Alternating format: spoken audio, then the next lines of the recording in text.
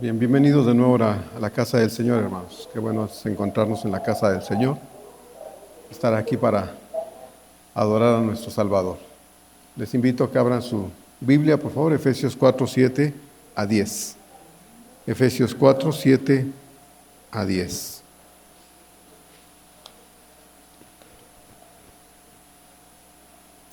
Efesios 4, 7 a 10.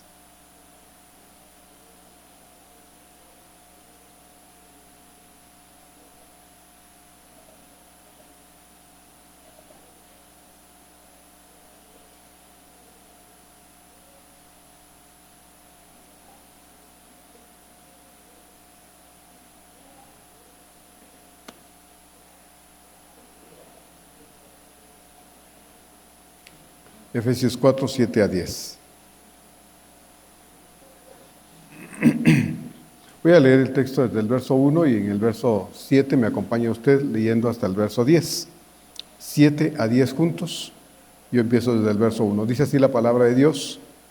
Yo pues preso en el Señor, os ruego que andéis como es digno de la vocación con que fuisteis llamados, con toda humildad y mansedumbre, soportándoos con paciencia los unos a los otros en amor, solícitos en guardar la unidad del Espíritu en el vínculo de la paz, un cuerpo y un espíritu, como fuisteis también llamados en una misma esperanza de vuestra vocación, un Señor, una fe, un bautismo, un Dios y Padre de todos, el cual es sobre todos y por todos y en todos.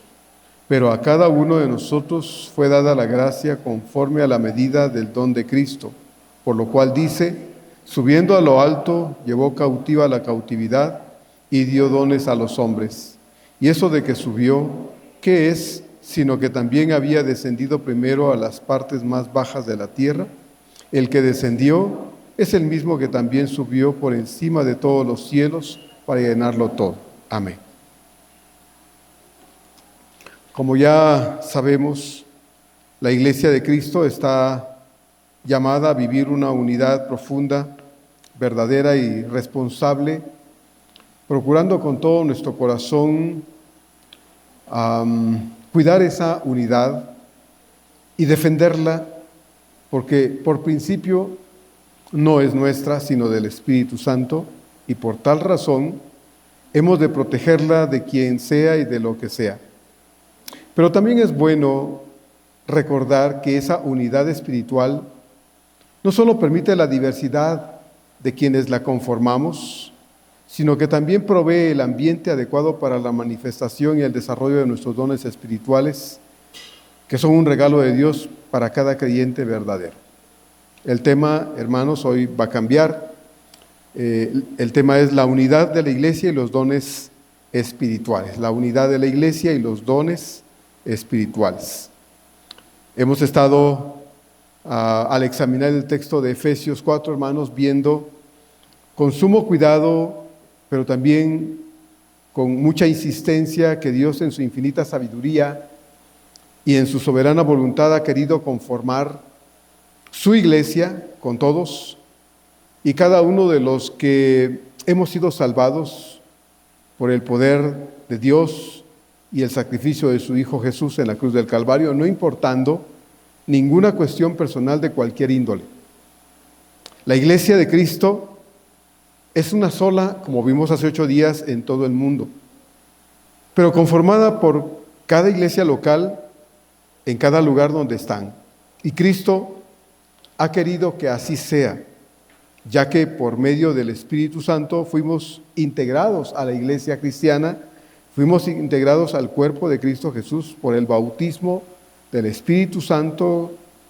Y esto pasó, tal como dice ahí en 1 Corintios 12, 13, donde Pablo dice, porque por un solo espíritu fuimos todos bautizados en un cuerpo, sean judíos o griegos, sean esclavos o libres, y a todos se nos dio a beber de un mismo espíritu. Es decir, la razón por la que estamos, hermanos, acá, es porque a Dios le ha placido integrarnos por medio del Espíritu Santo, en quien fuimos bautizados en el momento de nuestra conversión. Sé que hay hermanos que creen lo contrario y es respetable su opinión, pero no es lo que la Biblia dice, no es lo que la Biblia enseña. Fuimos bautizados en el Espíritu Santo en el momento de nuestra conversión. Por eso leemos ahorita aquí en el texto de Pablo en 1 Corintios 12:3, donde dice él, de nuevo lo vuelvo a leer, porque con un solo espíritu fuimos todos bautizados en un cuerpo, sean judíos o griegos, sean esclavos o libres, y a todos se nos dio a beber de un mismo espíritu. Pero también Pablo dice en Efesios 1:13, complementando o reforzando lo que ya dijo aquí en el texto de 1 Corintios 12:13, perdón, y dice en Efesios 1:13, en él también vosotros, habiendo oído la palabra de verdad, el evangelio de vuestra salvación, y habiendo creído en él, fuisteis sellados con el Espíritu Santo de la promesa. Es un solo evento, es una sola experiencia, y es en el momento de nuestra conversión. Como dije, respetamos la opinión de algunos otros que dicen que el bautismo del Espíritu Santo es posterior a la conversión. Y toman algunos textos en Hechos cuando, por el proceso que Dios llevaba, hermanos, algunos creyentes fueron bautizados en el Espíritu Santo después de su conversión por la imposición de las manos de algunos de los siervos del Señor. Pero ese era un proceso que se estaba dando, pero hoy, hermanos, el Espíritu Santo viene a la vida del creyente en el momento de la conversión. Entonces, así que ya que Dios ha querido que su iglesia esté conformada por cada persona salva, en medio de la diversidad, que bendito Dios, hermanos, no es uniformidad. Qué terrible sería que la iglesia, ¿verdad?, fuésemos uniformes en todo, pensamos lo mismo, opinamos lo mismo, hablamos las mismas cosas en los aspectos generales de la vida, pues eso no sería más que aburrido. Pero Dios no nos uniformó, Dios nos hizo una iglesia diversa. Hay una diversidad en la iglesia. Dios ha hecho algo extraordinario. Ha equipado a su iglesia con las herramientas espirituales adecuadas, las capacidades esenciales para que le dé, en este sentido, hermanos, la iglesia a Dios, un servicio que pueda ser digno para Él a través del uso correcto, apropiado y a tiempo de los dones espirituales que Dios con propósito definido lo dio. El propósito que Dios, por el cual dio esos dones espirituales a la iglesia y por los cuales la iglesia está llamada a servir, es para que anunciemos a Cristo y seamos fieles testigos de Él cada día, donde quiera que estamos. Entonces hay un propósito, hay una razón por la que Dios nos otorgó dones espirituales. Y como lo vamos a ver en un momento más, cada creyente tiene la responsabilidad de descubrir cuál es su don espiritual, porque no deberíamos, porque hay muchos que sí lo hacen, ¿verdad? No deberíamos, hermanos, conformarnos con venir a sentarnos al templo y ver cómo otros sirven y gastan su tiempo y se esfuerzan y batallan por servir al Señor, y nosotros, pues bien, gracias, ¿verdad? Cruzados de brazos, pensando tal vez, yo porque tengo que hacer algo, ¿verdad? Ahí están los hermanos que siempre hacen las cosas, pues que lo hagan ellos. Eso no es lo correcto. Por eso Dios nos dio dones espirituales en el momento de la conversión, y necesitamos, hermanos, descubrir cuáles son para entonces servir al Señor. Entonces el texto que ya leímos desde el verso 7 hasta el verso 10 dice así, verso número 7. Pero a cada uno de nosotros fue dada la gracia conforme a la medida del don de Cristo. Pablo ha estado, hermanos, enfocado en hablar acerca de la unidad, como lo hemos estado viendo, una unidad que es valiosa en la iglesia. De verdad, hermanos, a veces no tenemos todo el amplio sentido de entendimiento acerca de lo valioso que es esta unidad que Dios nos ha dado. La unidad no es lo mismo que estar junto con, ¿verdad? Uno puede estar, como dice Carlos Spurgeon, codo a codo con otros, porque en la semana yo veo cosas, veo iglesias reunidas y están la gente ahí prácticamente codo a codo, ¿verdad? Multitudes a veces. Pero dice Carlos Spurgeon, la unidad no es estar codo a codo con otros, porque puede ser que estemos codo a codo con la gente, pero el corazón distante, ¿verdad? Unos de otros. Y entonces, esa no es la unidad. Estar junto con otros tampoco es unidad.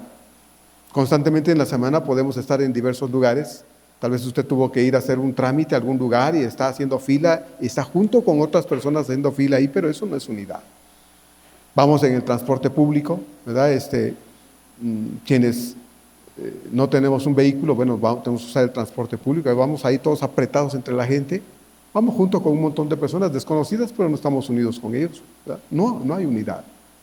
Pero cuando venimos a la casa de Dios, hermanos, cuando estamos aquí junto con nuestros hermanos en la fe, hay una unidad, debería haber una unidad. Y esta unidad no es nuestra, como hemos insistido. Pablo dice, es la unidad del Espíritu Santo. Por lo tanto, entonces, nosotros debemos ser responsables cuidando esta unidad, de modo que esa unidad no desaparezca, ni se vuelva solo un concepto en la mente y el corazón de los creyentes, sino sea una experiencia todas las veces que estamos reunidos. Entonces, Pablo ha sido insistente en hablar de esa unidad en términos de todos, ¿sí?, los que conformamos la iglesia de Cristo.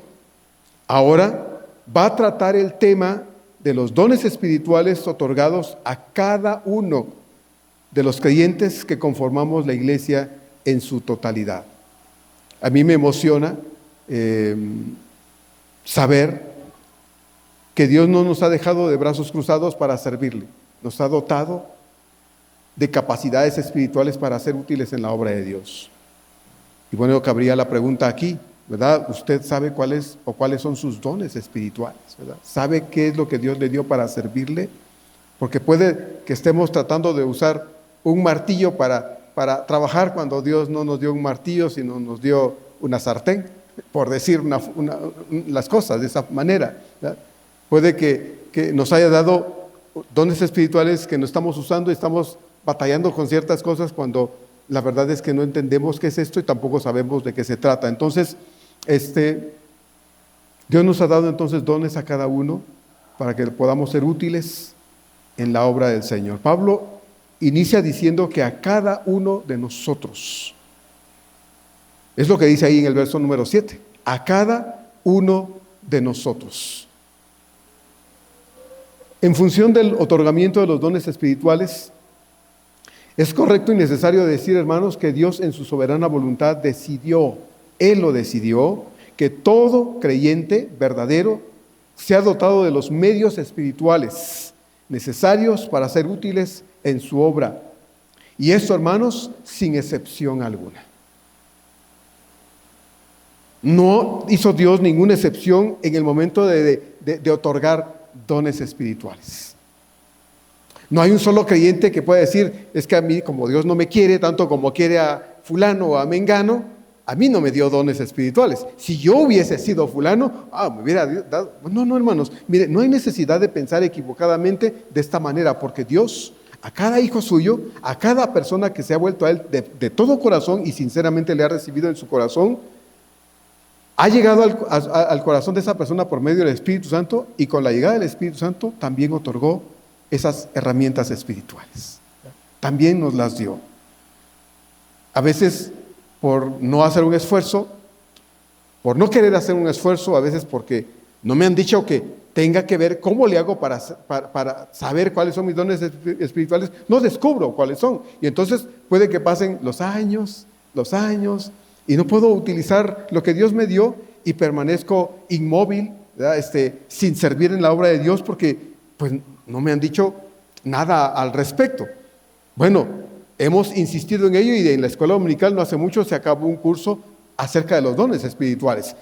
El conflicto con estas cosas de los dones espirituales no es si Dios nos dio dones espirituales, sino la actitud que asumimos al respecto en nuestro corazón. ¿Nos interesa o no nos interesa? Realmente me preocupa como creyente que no esté desempeñándome en el área que Dios me puso dentro del funcionamiento del cuerpo que es su iglesia, porque puede que siendo ojo pretenda estar como dedo en el pie y obviamente pues estoy actuando y funcionando inapropiadamente, ¿verdad? Que siendo apéndice, dicen algunos que el apéndice para lo único que sirve es para dar apendicitis. No es cierto, ¿verdad? Aquí hay médicos y podremos preguntarle a los médicos e investigar, bueno, ¿para qué Dios nos puso el apéndice? Bueno, tiene sus funciones, ¿verdad? A veces va a doler y hay que quitarla, sí, inevitablemente, pero Dios no nos puso cosas en el cuerpo solo porque sí. Así es que, hermano, puede que a veces estemos en el lugar equivocado creyendo o suponiendo que estamos funcionando bien cuando no es la manera correcta. Entonces, Dios nos dio dones a todos sin excepción. No existe, oiga bien hermano, no existe un solo creyente verdadero que pueda decir: yo no tengo cómo servir al Señor en la iglesia, yo no tengo ningún don para servir al Señor. No existe nadie que deba o pueda decirlo. Ninguno, hermanos. Todos tenemos dones espirituales. Si usted es un verdadero hijo de Dios, entonces usted entra en las palabras de este verso 7 cuando Pablo dice: pero a cada uno de nosotros. Usted está ahí. ¿Qué es lo que hace falta? Bueno, que usted sepa cuáles son las herramientas que Dios le dio para que usted pueda aprender a utilizarlas y servir al Señor. Es así entonces porque el deseo y la soberana voluntad de Dios es que nosotros, cada uno como miembros de su cuerpo, que es esta iglesia local, seamos útiles, que tengamos o traigamos provecho a esta iglesia del Señor, porque todo miembro del cuerpo está allí con una función específica, todos sin excepción, todos. Todos tenemos una función específica, todos tenemos, hermanos, en la iglesia una utilidad. Si usted ve su cuerpo, todo en su cuerpo tiene una función. No hay nada que Dios haya puesto en nuestro cuerpo que nos sirva. Todo tiene una utilidad y todo debe funcionar. Cuando algo en nuestro cuerpo no funciona como debe, se enferma. Y un miembro, un órgano, un tejido, una célula, lo que sea en nuestro cuerpo, va a provocar crisis en todo el cuerpo, ¿sí? No podemos decir, es que estamos bien, cuando hay miembros en el cuerpo que no están funcionando como deben funcionar. Entonces la iglesia, que es el cuerpo de Cristo, va a ir chueca, ¿verdad? Va a ir chueca porque no está cumpliendo cada órgano, cada tejido, cada miembro la función que debe desempeñar. Pablo pues dice entonces que a cada uno nos fue dada la gracia. Es decir, pues que a cada uno nos fue dada, en ese sentido, la capacidad, la generosidad gratuita de Dios para servir al Señor en el área donde Dios quiere que nos desempeñemos. La palabra gracia aquí indica la acción de Dios de ser generoso, de darnos gratuitamente algo por lo que nosotros no hemos trabajado y no hemos hecho absolutamente nada más que ser objeto de la bendición y generosidad de Dios para ser útiles en su obra. Esa es la palabra gracia aquí en el verso número 7. A cada uno de nosotros nos fue dada la gracia de Dios. Gracia en ese sentido no es en el aspecto de la fe y el evangelismo, cuando decimos no, es que es la acción de Dios de darnos su salvación. No la merecíamos, pero nos dio la salvación. En este caso, la única forma de expresar la gracia es que nosotros recibimos algo inmerecido, sí, y en este caso son las habilidades que Él nos otorgó para servirle a Él. Imagínense, hermano, nosotros seres humanos, pecadores redimidos, en un proceso de transformación, ser objeto de la misericordia de Dios como para permitirnos servirle a Él. A mí me parece algo extraordinario, hermanos, verme sirviendo a Dios, pues porque ¿quién era yo? ¿Quién soy yo? Para que Dios me deje servirle a Él. O sea, la pregunta sería, ¿qué necesidad tiene Dios de que yo, pecador, yo, Marco Tulio Ambrosio Sánchez, yo le sirva a Él? Póngase usted en ese lugar también. Realmente Dios no necesita que le sirvamos. Él es autosuficiente, es todopoderoso. Él se vale a sí mismo en todos los aspectos que nos imaginemos como Dios, hermanos. Pero a nosotros se nos ha permitido servir al Señor, otorgarle con esfuerzo, con dedicación, con sacrificio, con esmero, con amor, con gratitud, con todo lo que usted quiera, nuestro servicio a Él. Nos concedió el altísimo honor de ser parte de su iglesia y ahora nosotros estar dispuestos o desear de estar dispuestos a servirle a Él. Entonces nosotros se requiere servicio, ¿verdad? Aquí en la iglesia hay gente que viene y sirve, gracias a Dios. Usted viene y el domingo el lugar está limpio, Usted va a los baños y los baños no huelen a sucio, están limpios, ¿verdad? Usted entra a su clase, a la escuela dominical, y su clase está ordenada. El domingo, si usted se va y entra a los salones, va a haber una silla para el norte, otra para el sur, otras tiradas. Los niños dejan a veces las sillas con las patas para arriba, chorreadas a veces de lo que comieron. Quitaron y sacaron un punte y dejan ahí todo la basurita a veces, ¿verdad? No digo que los maestros no se pongan a limpiar porque lo hacen muchas veces. Alguien se le derrama aquí la Coca-Cola y medio da una limpiadita, pero el domingo que viene otra vez el templo está limpio. Alguien vino y sirvió. Alguien vino y puso orden en la casa de Dios. Podemos adorar porque hay un programa. Alguien elaboró un programa, puso los cantos, etcétera. Todo lo que implica el servicio lo necesitamos. No somos autosuficientes, no lo podemos hacer todo nosotros mismos, nosotros solos. Necesitamos la participación de los demás. Y así es en el mundo en general. Usted necesita comer, hay alguien que plantó calabazas, que sembró maíz y ahora hay tortillas, ¿verdad? Calientitas, en fin, otros sirven para una finalidad, que nosotros tengamos lo que necesitamos. Nosotros sí requerimos de otros para nuestro mantenimiento, pero Dios no. Dios es Dios. Sin embargo, a pesar de ello, Dios nos ha dado el privilegio de servirle a Él. Y para que no digamos, es que no sé cómo hacerlo, no tengo con qué hacerlo, Señor, nos ha dado entonces dones espirituales para poderle servir con todo nuestro corazón.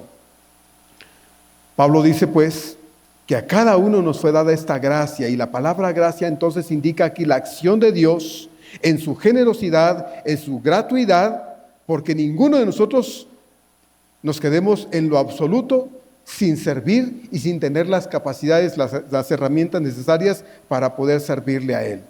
Entonces, una lección importante aquí es que, hermanos, el deseo de Dios de que tengamos dones espirituales ha sido una determinación suya. Usted no puede pedirle a Dios los dones que quisiera tener, ¿ya? Pablo le dice a Timoteo, bueno, el que anhela obispado, pues buena obra desea. Pero, ¿se vale desear? Sí, quizá, ¿verdad? Ay, quisiera yo que mi don fuera ser maestro. Puede ser que alguien esté pensando, ay, veo a las hermanas que pasan con los niños, veo a los hermanos que vienen ahora a la escuela bíblica de vacaciones a dar clases, quisiera que Dios me hubiera dado el don de ser maestro. Bueno, es como saberlo, involúcrese. Dígale a las hermanas, yo quiero dar unas clases, tal vez salga todo estresado de ahí y quiera suicidarse porque no sabe. Bueno, tal vez tendrá que aprender a hacerlo porque no se hacen las cosas de un momento a otro, ¿verdad? Hay un proceso de preparación, capacitación y aprendizaje. Tal vez cuando usted aprende y se capacite, deje de estar menos estresado, como la única vez que ha hecho el esfuerzo de dar una clase, y lo va a aprender a hacer y le va a gustar. Pero si aún aprendiendo no le gusta, es probable que usted no tenga el don de dar clases, de enseñar. Puede que sea otro su don. Hay muchos dones y habrá que descubrir cuáles son. Pero Dios, hermanos, nos ha repartido a nosotros lo que Él quiere, como vamos a ver en un momento más, y no es un asunto nuestro pedir, elegir cuál o tal don poseer. La palabra don indica la naturaleza o fuente de donde el don espiritual proviene. Es decir, es algo que Dios determinó. El don que Dios nos repartió es algo que viene de Dios. Los dones espirituales recibidos de Dios es algo que procede de Él. Entonces la palabra don indica aquí en el verso 7 la naturaleza o fuente de donde el don espiritual que Dios nos ha otorgado proviene. En este caso, la fuente u origen es Cristo. Y como tal es un regalo. Es gratuito. Y el hecho de ser gratuito, hermanos, no minimiza, no le resta valor a lo que Él nos ha otorgado. No le resta ningún valor. ¿Qué es lo que Dios nos dio? ¿Usted sabe cuál don tiene? Bueno, dele gracias a Dios por el don que Dios le otorgó. Dele gracias a Dios por la herramienta espiritual que Dios le otorgó y póngase a servirle al Señor. Dispóngase a servir al Señor, quien tuvo la disposición, quiso que usted tuviera el don que usted posee, si ya descubrió cuál es. Hay gente que no está conforme con lo que Dios le dio. Están decepcionados porque hubieran querido ser ojo y son la uña del pie que ni siquiera se ve. Pastor, yo hubiera querido ser ojo y ojo azul. Bueno, pero pues hermano, Dios quiso que usted fuera la uña del dedo más chiquito de su pie. O Dios quiso que usted fuera una parte del hígado que está ahí adentro y nunca se ve. Sea feliz con lo que Dios le dio. No sienta que Dios le decepciona porque usted no tiene el don que hubiera querido tener. He oído hermanos que me han dicho, más de uno me ha dicho, ¿cómo me hubiera gustado ser pastor? Bueno, pero no es una elección nuestra, hermanos. No es una elección nuestra. Hay quien le hubiera gustado porque su papá fue pastor, su abuelo fue pastor, su tío es pastor, y hubiera querido ser pastor, pero Dios no lo llamó a ser pastor. Es otra cosa en la iglesia, es otra cosa en el cuerpo.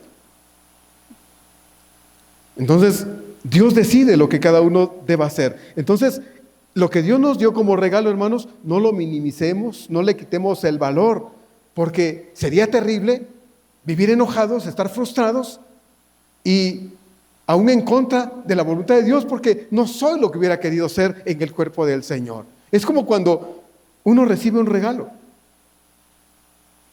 Todos hemos recibido en la vida alguna vez por lo menos, un regalo. Con ansiedad lo recibe, y más si viene bien envueltito. A veces los hermanos no lo envuelven y se lo dan y dice, ay, sí me gusta, ¿verdad? Bueno, a veces vienen empacados y va con emoción y lo que le regalan es algo, lo que me regalan. Pues es un regalo, ¿no? Es un regalo.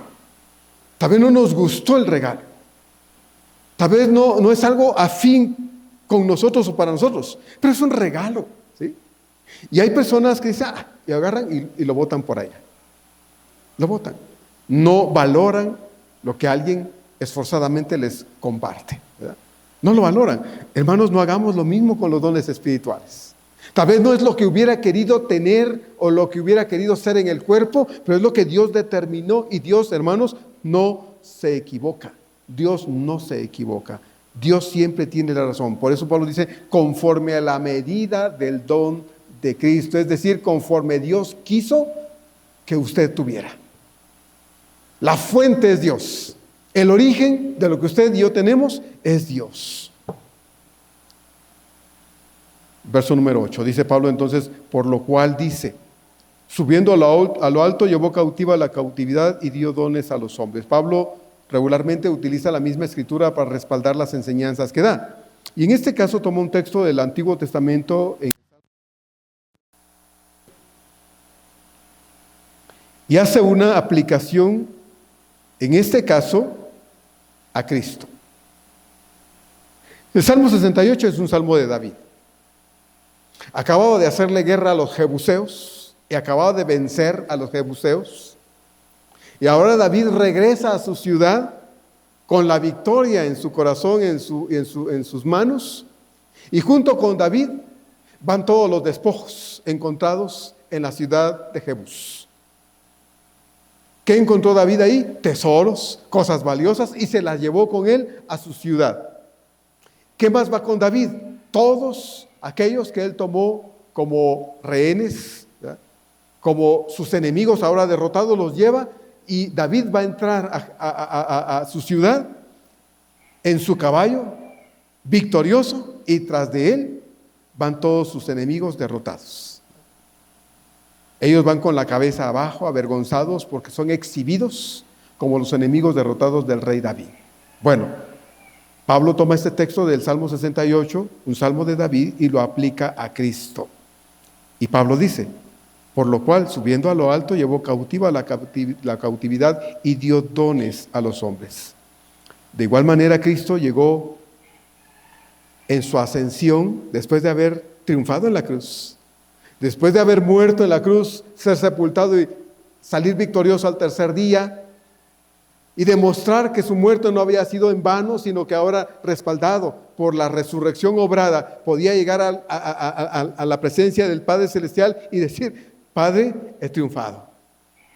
Aquí están las pruebas de mi victoria. ¿Cuáles son las pruebas de mi victoria? Todas estas personas que me siguen a mí habiendo creído como su Señor y mi Salvador personal. Estos son los que yo puedo ahora exponer, como vimos ya en los textos anteriores, ante el diablo, el pecado y la muerte, como victoriosos en mí. Hermanos, nosotros hemos sido traídos con Cristo, juntamente con Cristo ante el Padre, para presentarnos a Dios como resultado del milagro más grande obrado por Jesús en la cruz del Calvario. Todos los que hemos creído en Él, vamos tras Él, como agarrados de su mano, de su manto, siendo expuestos para decir, este es el fruto de mi victoria, y son todas estas personas salvas por mi sangre maravillosa. Eso es lo que el texto está queriendo decir. Entonces, de igual manera, Cristo, hermanos, luego de su victoria en la cruz sobre Satanás, el pecado y la muerte, ascendió victorioso a la gloria eterna, llevando con Él los trofeos de su gran victoria. En este caso, llevando con Él a todos los salvados, a los que habían sido esclavos del diablo, y por eso Pablo dice, llevó cautiva a la cautividad. ¿Sí? Nosotros fuimos cautivos del diablo, hermanos. Éramos esclavos del diablo. Muertos, dice Pablo aquí en Efesios 2, en nuestros delitos y pecados. Usted y yo éramos enemigos de Cristo. Pero Cristo tomó esa cautividad y la clavó con Él en el Calvario, en la cruz del Calvario. Usted y yo ya no somos más cautivos del diablo. ¿Sí? Hemos sido liberados por la sangre de Cristo Jesús y ahora somos hijos de Dios. Y cuando Pablo escribe y toma ese salmo, dice, llevó cautiva la cautividad. Y dijo, ya no hay más cautividad para ellos. No, ellos han sido sacados de ahí. Ya no son más esclavos del diablo. Entonces, nosotros hemos sido llevados como trofeo ante la presencia del Padre Celestial. Llevó cautiva la cautividad, refiriéndose entonces a la esclavitud del pecado de la que Él nos sacó a nosotros y de la que hemos sido liberados por la preciosa misericordia de Dios. Así como el vencedor repartía despojos. ¿Se acuerda usted? Repartía despojos. El rey se quedaba con una parte, sí, a veces. Pero muchas veces el rey lo que hacía, el general, lo que hacía era, tomaba los despojos y los repartía entre su ejército. Decía, quédenselo, distribúyanselo. Y las riquezas y todo lo que habían traído de la ciudad conquistada, se la quedaba a su ejército. David tomó despojos, oro y plata muchas veces, y las puso en el templo de la casa de su Dios. ¿Verdad? Las dedicaba a Dios. Bueno, nosotros, hermanos, hemos recibido parte también de esos dones espirituales, ¿verdad? Que no son despojos, sino las cosas que Dios conquistó para nosotros a través de su muerte en la cruz del Calvario nos las ha repartido. En este caso son dones espirituales. ¿Qué es lo que Dios nos repartió? Nos repartió dones para servirle a Él. Los dones que Cristo otorgó, en este caso, son dones, capacidades espirituales, herramientas que Dios nos ha dado, hermanos, que son regalos. Muestra de la generosidad de Dios para que nosotros le sirvamos. Todos ellos, los dones espirituales, han sido repartidos según la voluntad de Dios. Ha sido Él quien determina cuál y cuántos dones espirituales debe tener cada hijo suyo. No los escogemos nosotros. No elegimos qué clase de dones nosotros queremos poseer, sino que es Dios quien lo determina de acuerdo a su soberana voluntad. Él es el que determina. 1 Corintios 12:11 nos recuerda, pero todas estas cosas las hace uno y el mismo Espíritu repartiendo a cada uno, dice, como Él quiere.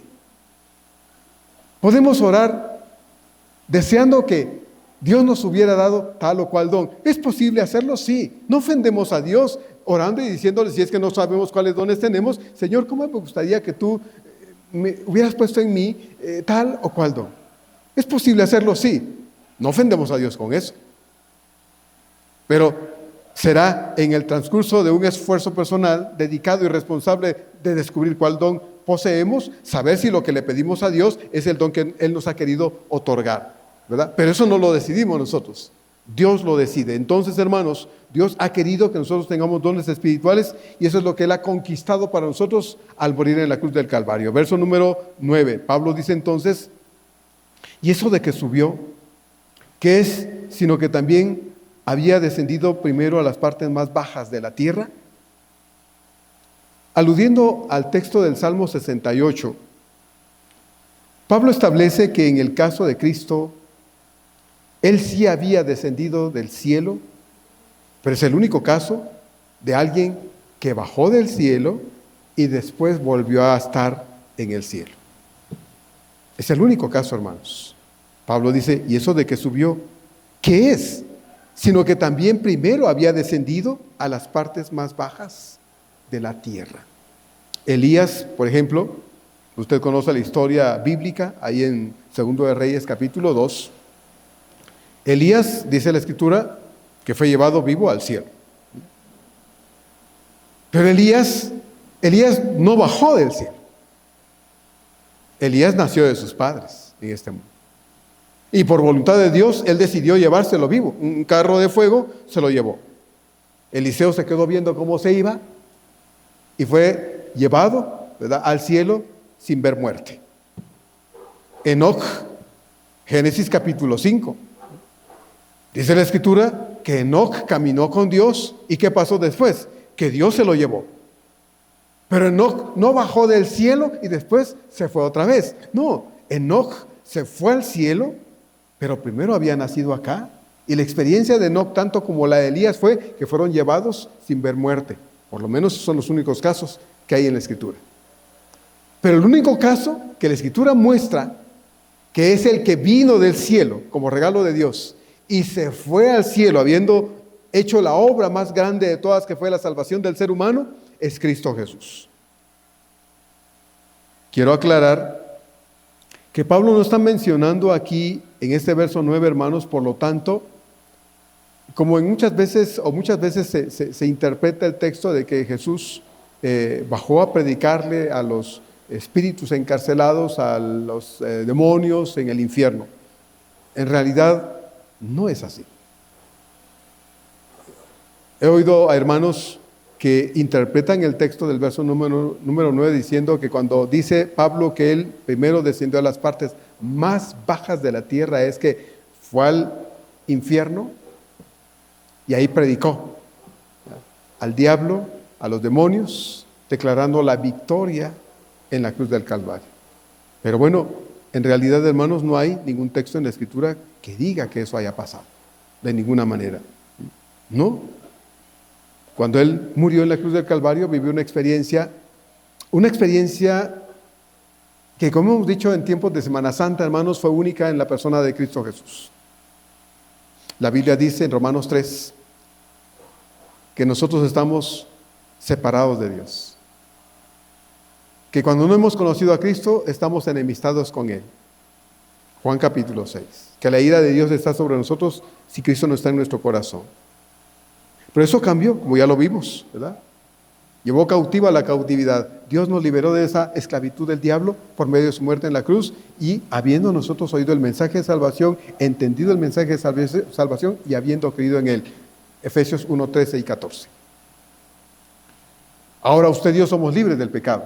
Somos hijos de Dios. Pero la obra de Cristo en la cruz del Calvario, hermanos, representó para Él la experiencia que debió haber sido nuestra eterna paga por nuestro pecado. Lo que Él vivió en carne propia, hermanos, estando en la cruz, fue la sustitución perfecta de Él como el Cordero de Dios a nuestro favor. La paga del pecado la llevó a cabo Él en la cruz del Calvario. Y la experiencia de la separación eterna del Hijo de Dios, la separación eterna del hombre de Dios, la vivió el Hijo de Dios en la cruz cuando murió por nosotros. Cuando Él dijo: Padre, ¿por qué me has desamparado? No está diciendo que el Padre le dio la espalda al Hijo, como muchos interpretan, y tal vez usted lo ha oído en muchos sermones. No, el Padre no le dio la espalda al Hijo, hermanos. Lo que el Hijo vivió en la cruz fue lo que usted y yo debimos haber vivido eternamente, y era la separación eterna de Dios en el infierno por nuestro pecado. Pero no fue así. Él murió por nosotros y Él vivió ahí, en ese momento, lo que era esa separación eterna de Dios. Él experimentó por usted y por mí. Usted y yo ya no tenemos más miedo del infierno. Ya no hay más temor de la condenación eterna. Cada día vivimos, yo creo que sí, agradecidos por el gran milagro obrado por Cristo a nuestro favor y milagro que ahora disfrutamos todos los días, llamado salvación eterna. Como les he dicho muchas veces, si no tuviésemos humanamente, en el sentido de lo terrenal, pasajero, temporal, razones para venir a la casa de Dios, como dice el salmista, entren por la puerta de la casa de Dios, ¿con qué dice? ¿Se acuerda? Dice, con acción de gracias. Tal vez muchos necesitan motivos materiales, físicos, emocionales, económicos, etcétera, de este mundo temporal para decir, ahora sí tengo que ir a dar gracias a Dios. Bueno, si no los tiene, el Salmo 103 dice que Él es el que nos rescató de nuestro pecado. Y esa es la razón más grande que tenemos para nunca faltar a la casa de Dios. Que tenemos a un Dios misericordioso que pese a la persona que yo era, la clase de ser humano que yo era, no tuvo asco de mí. No me rechazó por mi vida pecaminosa, sino tuvo compasión de mí. Juan 3:16. De tal manera amó Dios al mundo que dio a su Hijo unigénito para que todo aquel que en Él cree no se pierda, sino que tenga la vida eterna. Entonces, hermanos, Cristo vivió en la cruz lo que usted y yo debimos haber sufrido eternamente. Él lo quiso hacer. Fue su voluntad ofrecer su vida por nosotros.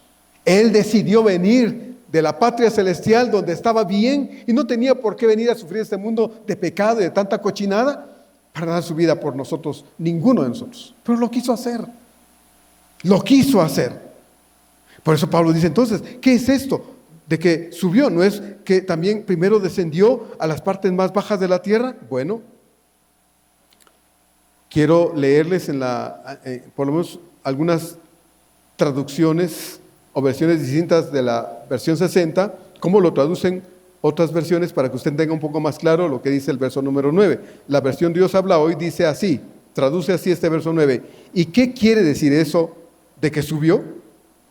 Pues quiere decir que primero bajó a la tierra. Eso es lo que dice la versión Dios habla hoy. Dice, primero bajó a la tierra. La Nueva Traducción Viviente traduce este verso 9 así. Fíjense que dice, ascendió. Sin duda, eso significa que Cristo también descendió a este mundo inferior. Ninguna de estas versiones está hablando y traduciendo en ningún sentido la palabra infierno. Otra versión que no logré identificar, solo tiene las iniciales CST, probablemente significa Castilian o Castilian. No sé si eso es así. Traduce este verso 9 de esta manera. ¿Qué quiere decir eso de que ascendió? Sino que también descendió a las partes más bajas, o sea, la tierra. Como ustedes ven en estas versiones, en ninguna de ellas traduce que Jesús descendió al infierno. No, las tres versiones coinciden en decir que la parte más baja es la tierra, este mundo. Pablo no menciona en ninguna parte, y no hay ninguna sola traducción, y cotejé varias, hermanos, bastantes, que mencione que había descendido al infierno. Por lo que Pablo entonces dice que Cristo subió al cielo después de haber estado aquí en la tierra, experimentar en este mundo de pecado las cosas que vivió, experimentó por causa de su sacrificio en la cruz del Calvario para beneficio de todos nosotros. William Hendrickson es un teólogo que hace un buen estudio de la carta a los Efesios. Dice así: es esencialmente otro modo de decir que la exaltación de Cristo fue el resultado de su humillación tan profunda e indescriptible que el apóstol la caracteriza diciendo que descendió a las regiones más bajas que la tierra. Eso es lo que dice William Hendrickson acerca del verso número 9.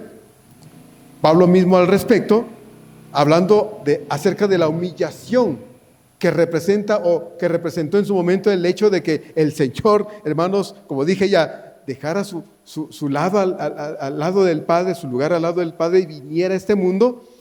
Pablo dice en Filipenses capítulo 2, un texto que usted y yo conocemos muy bien, en los versos del 5 al 11, estas palabras. Dice Pablo entonces: haya pues en vosotros ese sentir que hubo también en Cristo Jesús, el cual, siendo en forma de Dios, no estimó el ser igual a Dios como cosa que aferrarse, sino que se despojó, dice, a sí mismo, tomando forma de siervo, hecho semejante a los hombres. Y estando en la condición de hombre, se humilló a sí mismo, haciéndose obediente hasta la muerte y muerte de cruz.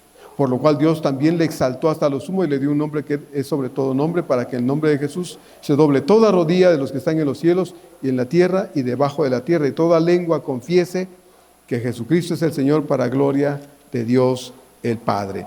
Entonces, ¿qué es lo que representa el hecho de que Jesús vino a las partes más bajas de la tierra? Bueno, representa el hecho de la humillación del Señor, que estando en la gloria eterna, decidió venir a este mundo de pecado, hermanos, un mundo de tanta vileza, para poder estar entre nosotros y poder mostrar la generosidad y la bondad y la misericordia de Dios, para después ir a la cruz y por último entregar su vida por usted y por mí. Eso es lo que representa el hecho de venir a las partes más bajas de la tierra. Y como vimos en las traducciones, a este mundo tan complicado, tan lleno de tanta maldad, es que el Señor decidió venir. Y el hecho de dejar su lugar de honor allá, hermanos, y llegar a este mundo, era tan humillante para Él. Algo que ni siquiera tenemos la más mínima idea, representó para el Hijo de Dios, Dios mismo, haciéndose, como dicen los teólogos, vaciándose en esta forma humana.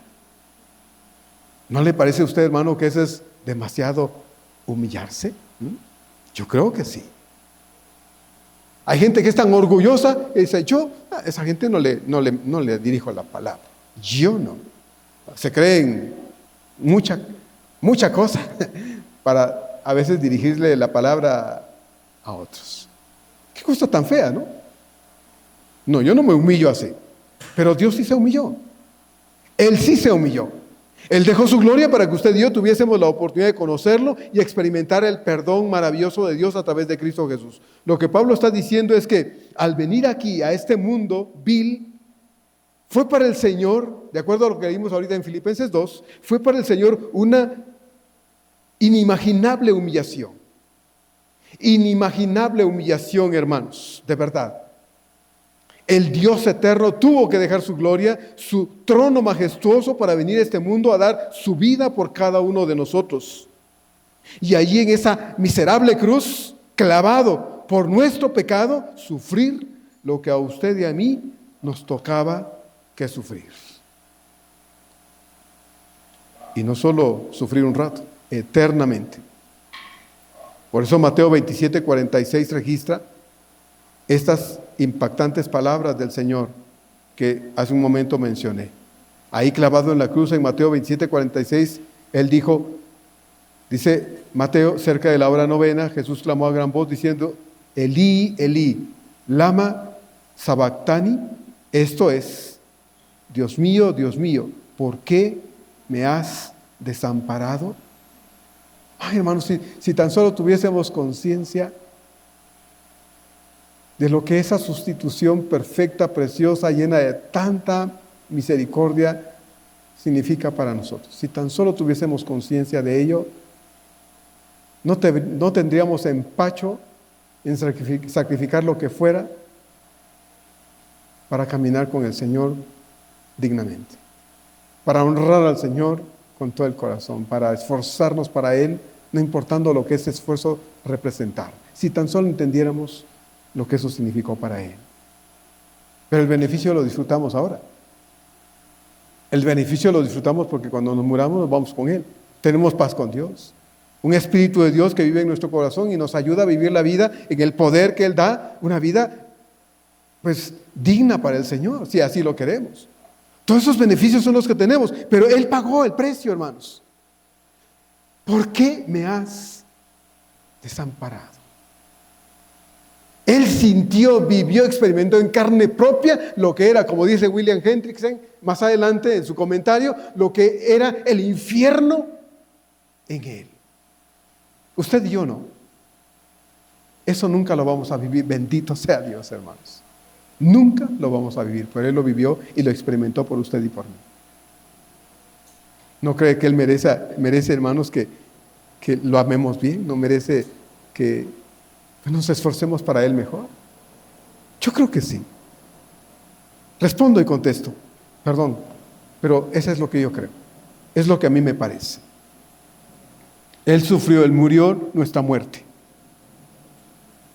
Él sufrió, Él vivió nuestro propio infierno, hermanos. Él lo vivió, Él lo experimentó. Y nunca lo vamos a poder describir nosotros, porque de eso nuestro buen Dios nos libró. Ojalá haya dicho un amén en su corazón. De eso Él nos libró. De la separación eterna de Dios fuimos librados por la muerte de nuestro amado Salvador. Y Pablo termina en el verso 10 diciendo, el que descendió es el mismo que también subió por encima de todos los cielos para llenarlo todo. Filipenses 2, 9 al 11 nos recuerda, dice Pablo, por lo cual Dios también le exaltó hasta lo sumo y le dio un nombre que es sobre todo nombre, para que en el nombre de Jesús se doble toda rodilla de los que están en los cielos y en la tierra y debajo de la tierra, y toda lengua, dice entonces, confiese que Jesucristo es el Señor para gloria de Dios Padre. Humillación. Humillación. Pero luego exaltación. Hizo las cosas que debía hacer y por eso dice Pablo, Dios lo exaltó hasta lo sumo y le dio un nombre que es sobre todo nombre. Primero se humilló, viniendo aquí a este mundo pecador y por su victoria en la cruz, ratificada esa victoria por su resurrección, fue exaltado. Y fue exaltado, dice Pablo, hasta lo sumo, hasta lo más, no hay más. Como ya leímos en Filipenses 2:9.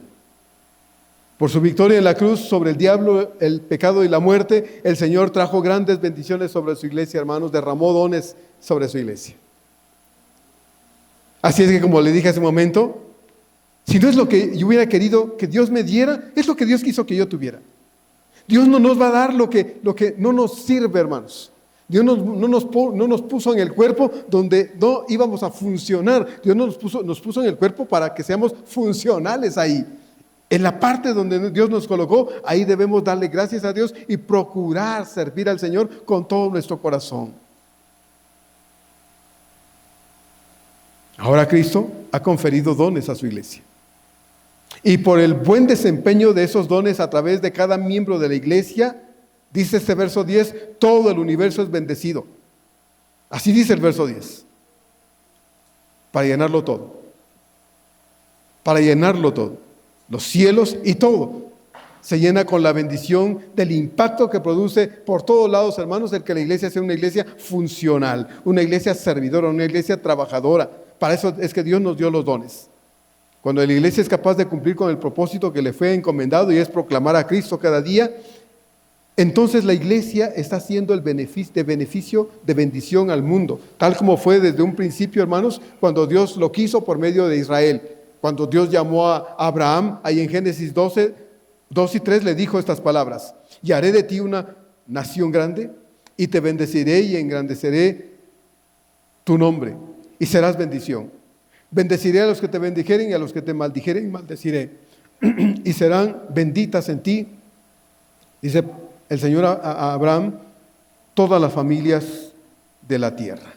Ese fue el propósito de Dios al principio. Bendecir a toda la tierra a través de una nación que se iniciaba con el llamado de un hombre que no era un santo, por cierto. No era un santo. Pero Dios eligió a Abraham por su soberana voluntad, no porque hubiera algo bueno en Abraham. No lo había. Pero Dios es soberano y sigue siendo soberano, haciendo lo que Él quiere y lo que desea para bien de su iglesia, aunque a veces la iglesia no estemos de acuerdo con Él. Aunque a veces yo, miembro de la iglesia, yo, hijo de Dios, no esté de acuerdo con Él. Y Dios lo sabe, porque muchas veces yo le he dicho, Señor, ¿por qué yo estoy aquí? Yo no te lo pedí. Jamás cruzó por mi mente, Señor, yo quiero ser un día pastor. Nunca fue así. Bendito Dios, en mi familia nadie había sido evangélico. Mis padres fueron los primeros cristianos en mi familia. Y de esos dos pecadores nacimos nosotros. Y Dios quiso tener misericordia de nosotros y quiso llamarme a un ministerio que me queda muy grande. Porque, hermanos, no hay hombre que diga: yo soy el siervo que hace la voluntad de Dios. ¿Se acuerda? Lucas 17. Cuando hayas hecho lo que se te ha mandado hacer, ¿qué debes decir? Siervo inútil soy, porque lo que debía hacer hice, pero no más. No hice más. Pero a veces nos queda el saco muy grande, hermanos. Pero Dios sabe por qué hace las cosas y Dios sabe por qué nos llama a lo que nos llama. Y no, aunque lo cuestionemos, es Dios quien decide. ¿Lo merecemos o no? Es Dios quien lo decide. Y Él sabe por qué hace las cosas, aunque lo cuestionemos y le preguntemos, ¿por qué yo? ¿Por qué a mí? Habían otros mejores. Pero Dios sabe lo que hace. Abraham no era mejor que nadie en su tiempo, y Dios puso sus ojos sobre él. Cuando la iglesia funciona por medio de sus dones espirituales, hay bendición. Hay bendición hacia adentro, hermanos, porque la iglesia es edificada por el funcionamiento de los dones en el corazón de las personas. Porque la iglesia funciona correctamente, no solo hay bendición hacia adentro, también hay bendición hacia afuera, como era el propósito de Dios a través de Abraham y de todos los que lo siguieron. Pero Israel falló y Dios lo hizo a un lado para poner ahora a su iglesia en lugar de él, de esa nación. Pero es necesario que todos seamos operantes por medio de nuestros dones espirituales. Es necesario que todos seamos operantes por medio de nuestros dones espirituales. Así es que apenas empezamos a hablar de esto, ¿verdad? El texto que sigue va a hablar acerca de estos dones que Dios otorgó. Solo menciona unos cuantos por alguna razón, pero Pablo va a hablar de esto en el texto que sigue, en los versos siguientes, a partir del verso número 11, y de eso vamos a hablar la próxima semana, si Dios nos lo permite, con una aplicación para nosotros como iglesia. Vamos a orar. Amado Señor, gracias porque nos permites tomar el texto de tu palabra y tratar de entenderlo de la mejor forma posible, amado Salvador. Gracias, Señor, porque de verdad, Dios, tú hiciste una obra maravillosa y, pues, Señor, inexplicable para nosotros al haber enviado a tu Hijo Jesús al mundo. Y, Señor, hiciste algo extraordinario, no solo habiéndonos llamado para conocerte, sino habiéndonos capacitado para servirte. Gracias, Señor, porque has llamado a cada hijo tuyo para una función específica en el cuerpo que es tu iglesia.